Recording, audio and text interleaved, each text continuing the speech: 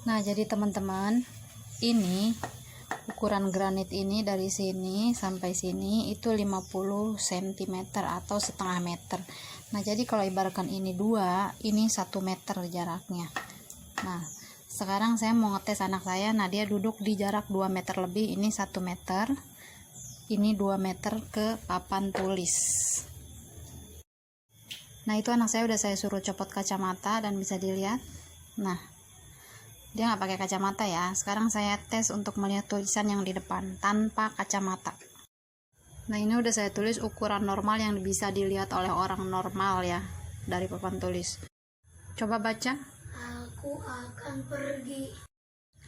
Jadi dulu sebelum dia menggunakan kacamata, sebelum ditangani oleh para dokter yang memang di bidangnya, jangankan untuk jarak 2 meter lebih dia melihat tulisan segini, di jarak 1 meter saja dia udah nggak kelihatan. Tapi sekarang berangsur penglihatannya mulai membaik. Nah, sekarang ini dia saya mundurin ke jarak 3,5 meter, 1 meter, 2 meter, 3,5 meter. Nah, dia ada di jarak 3,5 meter tanpa kacamata. Saya akan tulis tulisan yang berbeda ya.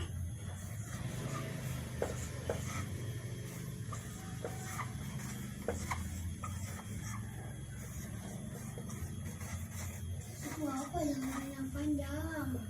Kita lihat, coba baca. Nah, teman-teman bisa lihat ya, tanpa kacamata dia kesulitan sekali untuk melihat. Nah, Aku lihat. pulang, teman. Nah, salah. Nah, tulisannya ini, aku punya teman.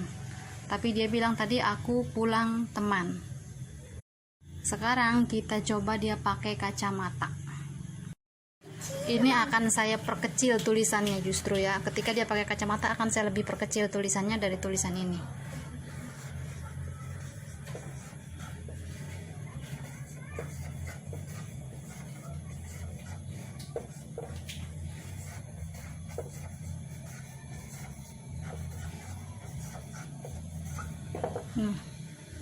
Ketika dia menggunakan kacamata, saya lebih perkecil lagi tulisan yang di bawah. Coba apakah dia bisa? Coba baca. Ada banyak orang main. Dia tadi baca betul, ada banyak orang main. Tulisannya akan saya perkecil lagi.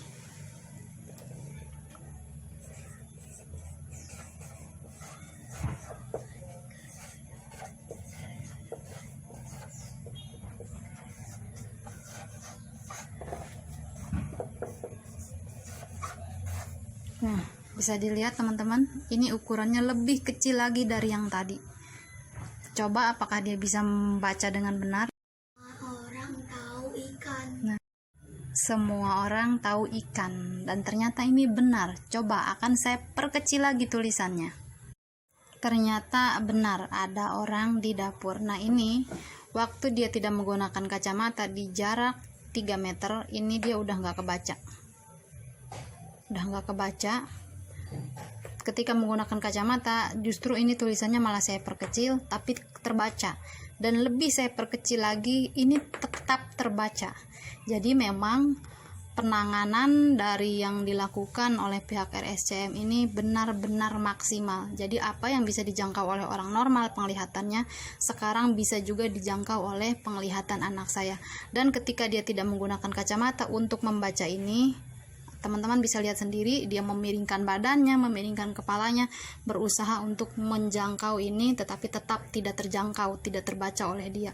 Tetapi ketika digunakan kacamata, sekalipun tulisannya saya perkecil dan saya perkecil lagi, yang ini tetap oleh dia terjangkau dan terbaca dengan baik. Nah, sekarang dia ada di jarak 4,5 meter ya. 1, 2, 3, 4 setengah. Kita akan coba. Tulisannya akan saya perkecil lagi dari tulisan yang ini.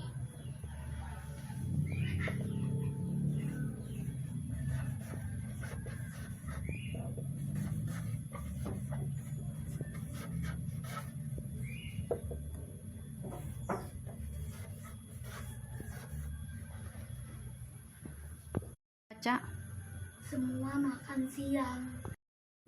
ternyata terbaca oleh dia semua makan siang. Dan ini tulisannya semakin dia jauh duduknya, semakin saya perkecil tulisannya, tetapi tetap terbaca. Berarti penglihatan dia benar-benar maksimal layaknya seperti orang normal ketika menggunakan kacamata. Dan ketika tidak menggunakan kacamata, justru ini tulisannya saya perbesar, karena saya tahu objek yang harus dia lihat ini harus besar dulu baru dia akan bisa melihat.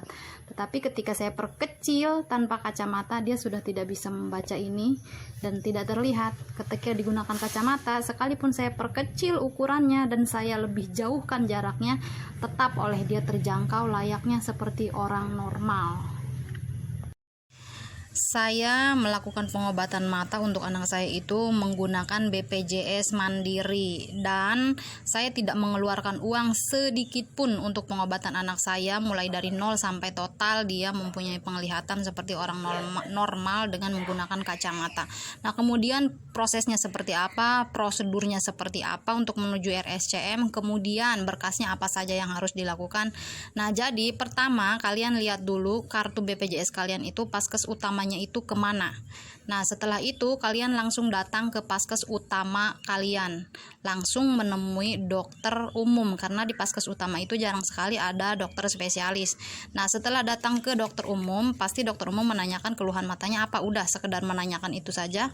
Kemudian langsung akan memberikan surat rujukan. Nah, jadi kalian juga harus langsung minta ke dokter umumnya, saya minta rujukan untuk ke dokter spesialis mata untuk anak saya. Nah, ini saya juga seperti ini. Jadi surat rujukan dari paskes utama itu ini saya dari Puskesmas Tiga Raksa. Nah, ini langsung diberikan oleh dokter umum surat rujukannya. Nah, kemudian surat rujukan ini kita bawa ke RSUD yang memang sudah ditunjuk oleh puskesmas tersebut. Kalau saya kan di puskesmas ya, kalian lihat aja paskes utama kalian itu di mana. Nah, setelah itu ini langsung kita bawa menuju ke RSUD. Setelah dibawa nanti di sana kita akan diarahkan untuk menuju ke BPJS. Nah, jadi kita diberikan 2 surat. Nah, pertama suratnya ini. Nah, ini jelas banget di sini BPJS. Nah, jadi dari sini kita nanti diarahkan untuk menuju ke pendaftaran BPJS. Nah, dari BPJS itu kita akan diberikan beberapa dokumen, beberapa berkas. Nah, salah satunya adalah ini dari pihak BPJS. Nah, ini adalah untuk resep. Untuk resep bila mana nanti akan ada resep yang ditebus, jadi ini akan gratis menggunakan BPJS. Nah, jadi setelah itu kita langsung menuju ke dokter spesialis matanya. Nah, karena anak saya tidak bisa ditangani di RSUD, nah ini jadi pihak rumah sakit langsung memberikan saya surat rujukan untuk ke RSCM. Nah, jadi ini adalah surat rujukan dari Rumah Sakit Balaraja. Dari RSUD Balaraja ini surat rujukannya untuk menuju ke RSCM. Nah, setelah itu ini dokter spesialis mata langsung memberikan surat rujukan untuk menuju ke dokter yang ada di RSCM. Nah, jadi di RSUD Balaraja itu kita mempunyai 2 surat rujukan. Nah, pertama adalah dari rumah sakitnya itu sendiri, kemudian dari dokter spesialis matanya itu sendiri, bahwa anak kita memerlukan penanganan yang lebih lanjut untuk ditangani. Nah, kemudian kita akan diarahkan kembali untuk kembali lagi datang ke BPJS untuk mengambil surat ini. Nah, surat rujukan dari BPJS untuk menuju ke RSCM. Jadi memang prosesnya bolak-balik kita. Jadi pertama ke paskes utama, dari paskes utama kita datang untuk mendaftar ke BPJS, kemudian dari BPJS kita akan diarahkan langsung ke dokter spesialis mata. Dari dokter spesialis mata kita akan diberikan surat rujukan dari rumah sakit, kemudian diberi surat rujukan dari dokter spesialis matanya, dan dari spesialis mata kita akan diarahkan kembali untuk ke BPJS untuk mengambil surat ini. Nah, ini penting. Jadi kalau ibaratkan kalian nggak mempunyai surat ini dari BPJS, surat pengantar rujukan dari BPJS ini, kalian akan bayar ketika datang ke RSCM. Jadi surat ini penting banget nih, harus dapat. Nah, ini dari BPJS. Kemudian setelah berkas-berkas ini lengkap, surat rujukannya sudah lengkap, barulah kita bisa menuju ke RSCM. Nah, terus bagaimana prosedur untuk ke RSCM-nya, untuk mengatur jadwal, atau kita tahu bahwa dokter spesialis strabismus ini adanya hari apa, dokter spesialis mata ini adanya hari apa. Nah, itu ada sendiri jadwal-jadwalnya. Kemudian untuk menuju RSCM, setelah kita mendapatkan semua berkas ini lengkap semua berkasnya, yaitu 4 surat rujukan, yaitu 1 dari puskesmas, kemudian 2 dari pihak rumah sakit, dan 1 dari pihak BPJS. Nah, setelah keempat rujukan ini kita punya, kita fotokopi terlebih dahulu 2 lembar. Nah, jadi yang ini 2 lembar, yang ini 2 lembar. Jadi masing-masing surat rujukan itu difotokopi 2 lembar.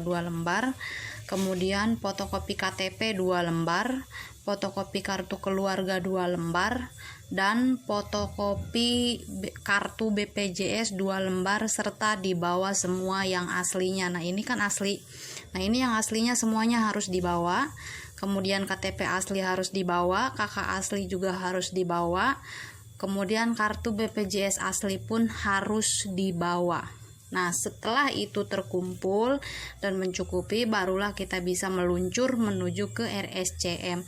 Tetapi sebelum kita meluncur ke RSCM, kita harus tahu dulu jadwal-jadwal para dokternya. Karena seperti yang saya bilang di video sebelumnya bahwa dokter mata itu tidak hanya cuma satu. Jadi mereka ada divisi masing-masing. Ada dokter mata divisi strabismus, ada dokter mata divisi tumor, ada dokter mata divisi saraf, ada dokter mata divisi glukoma, dan lain-lain, dan seperti katarak dan lain-lain lah pokoknya. Nah, kita harus tahu jadwal dari masing-masing dokter itu adanya di hari apa.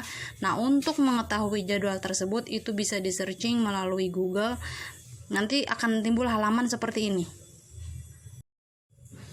Nah, setelah kita mengetahui jadwal dokter yang akan kita tuju itu dokter apa dan adanya hari apa, barulah kita bisa meluncur ke RSCM.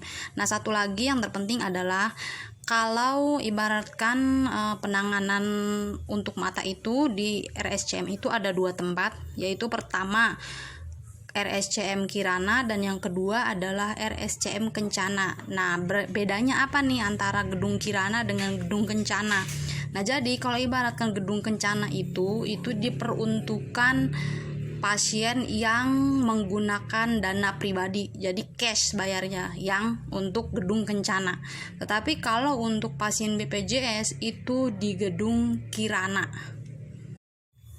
Untuk mempermudah kalian berkomunikasi dengan pihak dari divisi gedung Kirana jika kalian menggunakan BPJS, nah ini nomornya akan saya kasih kalian. Nah, ini disimpan nomornya karena ini nomor berguna banget. Nanti sebelum kalian ke sana, kalian bisa menanyakan langsung juga ke nomor ini tentang jadwal dokter yang akan kalian temui itu dokter apa, dokter spesialis mata apa, apakah spesialis mata katarak, apakah spesialis mata strabismus, apakah spesialis mata glaukoma atau apalah itu. Nah, kalian juga bisa nanyain jadwalnya ke dokter ini, ke nomor ini. Nah, terus nanti dari nomor ini pun jika kalian ngerasa kebingungan nih saat ada di RSCM, nah kalian juga bisa kontak nomor ini. Tetapi nomor ini hanya bisa dikontak melalui via WhatsApp, nggak bisa ditelepon, nggak boleh juga PN. Jadi benar-benar WhatsApp. Kemudian prosedur untuk menuju ke RSCM yaitu, kalau saya kan dari jarak 3 Raksa ya, 3 Raksa Tangerang lah ke RSCM itu saya berangkat jam 3 pagi, jam 3 subuh, itu benar-benar jam 3 subuh. Nah, jam 3 subuh itu kenapa harus jam 3 subuh? Karena untuk mengejar waktu pendaftaran atau waktu nomor antrian, karena waktu nomor antrian itu dibuka di jam 6. Di jam 6 pagi itu nomor antrian sudah dibuka.